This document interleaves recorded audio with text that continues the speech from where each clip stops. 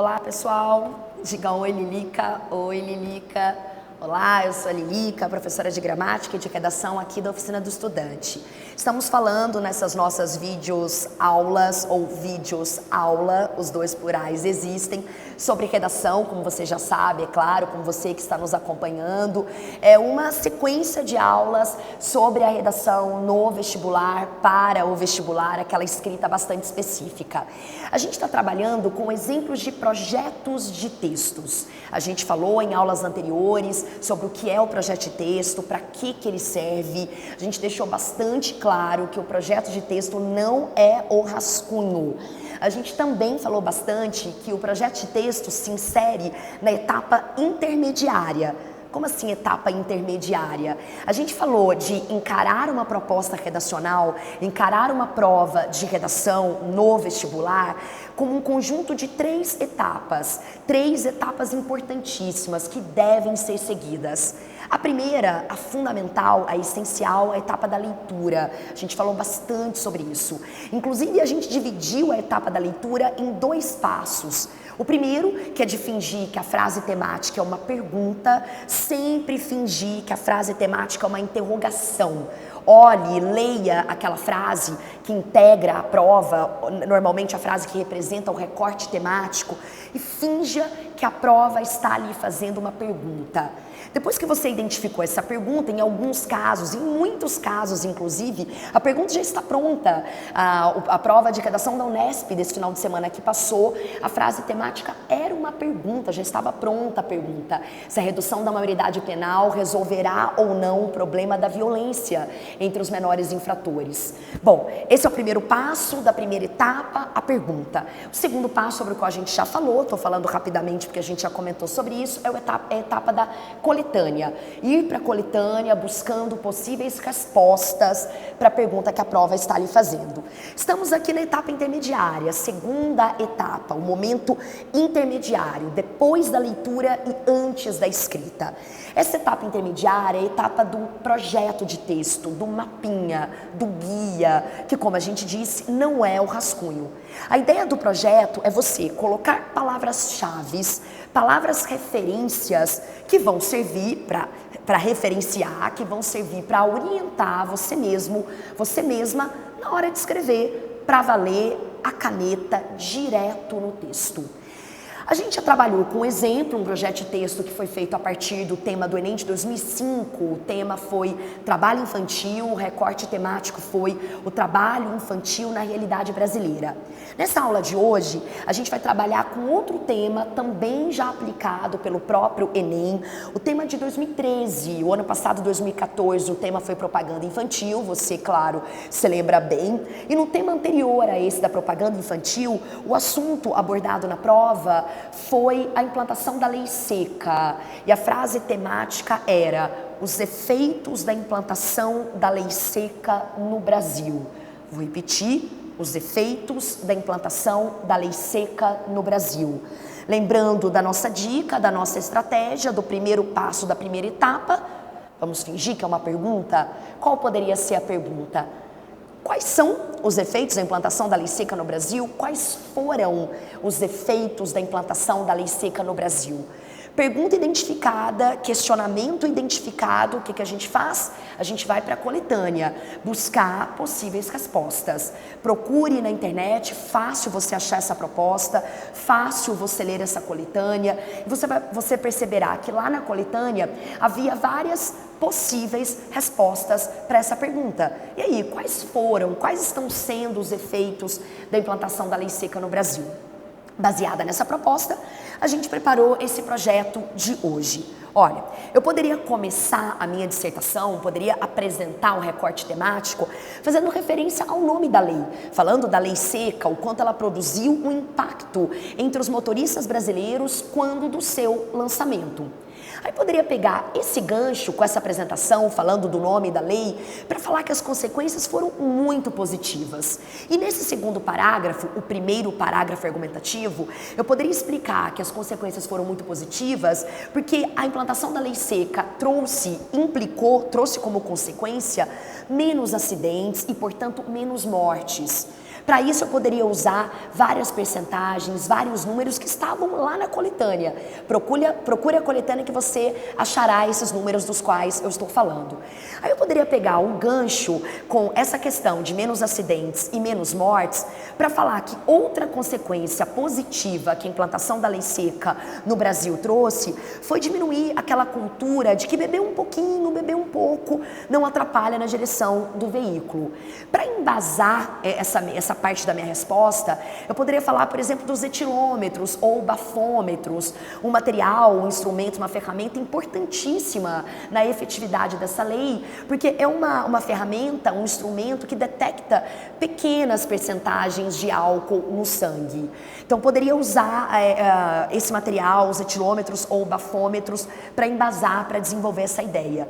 Depois eu poderia pegar esse gancho para falar de uma outra consequência positiva da implantação da lei seca, que foi o envolvimento com toda a sociedade. Foi uma lei que envolveu a sociedade, inclusive bares, inclusive produtores de bebidas alcoólicas, inclusive a bebida alcoólica mais popular no Brasil, os produtores de cerveja. Poderia dar alguns exemplos de campanhas que mostraram esse engajamento, que mostraram essa popularização da lei seca. Tinha uma marca de cerveja que fez aquelas propagandas do o amigo da rodada, o motorista da rodada, né? Em que apareciam amigos numa balada, vários bebendo e um não bebendo, exatamente para conscientizar, exatamente para trazer aquela ideia de que um não vai beber para dirigir com responsabilidade. A gente poderia pegar esse gancho dessa terceira consequência positiva da implantação da lei seca no Brasil para lembrar que ainda há problemas, né? Não são tudo flores, senão não haveria necessidade de uma solução. Lilica, se está dando tudo certo, se no meu texto eu estou falando que os efeitos da implantação da lei seca foram maravilhosos, qual a necessidade de haver uma proposta de intervenção social? Qual a necessidade de haver uma solução para determinado problema? Tem que ter um problema. Está aí no nosso penúltimo parágrafo. O problema ou os problemas é que ainda há casos de motoristas alcoolizados, ainda há irresponsáveis. Poderia falar de acidentes, poderia falar de várias mortes que acontecem no trânsito envolvendo a irresponsabilidade de pessoas que dirigem depois de terem consumido bebida alcoólica. Poderia falar também que ainda há problemas na própria implantação da lei. E para embasar essa minha explicação, poderia falar da falta de etilômetros, da quantidade insuficiente de blitz, ou ainda de mecanismos, infelizmente, que existem como aplicativos que avisam os motoristas onde está havendo blitz. É claro que a gente sabe que é um grande desserviço para a sociedade, né? O indivíduo avisar o outro, ó, não vá por ali, não vá por aquele bairro, porque está acontecendo uma blitz da lei seca. Depois, a gente poderia ir para o nosso último e derradeiro parágrafo, onde tem que haver a solução, a proposta de intervenção social, todos nós sabemos disso. Eu poderia falar da velha e boa conscientização. A conscientização através de campanhas, através de todas as mídias possíveis, redes sociais, internet no geral, jornais, TV, rádio, escolas, ruas, bares, campanhas que sejam impactantes, que sejam assustadoras. Infelizmente, o ser humano muitas vezes aprende só pelo medo, só pelo impacto. Muitas das campanhas que a gente vê pela TV usufruem dessa tese. Impactar, causar medo, né? Fazer com que a pessoa realmente perceba que ela pode perder a vida se ela pegar o carro, se ela for dirigir o carro depois de ter consumido bebida alcoólica. Acione a sua memória e eu tenho certeza de que você se lembrará de várias campanhas que usam esse tema do impacto, do susto, do medo. Poderia também propor como solução a exigência que bares, que os pontos de venda de bebidas alcoólicas distribuam panfletos no ato da compra da bebida. Né?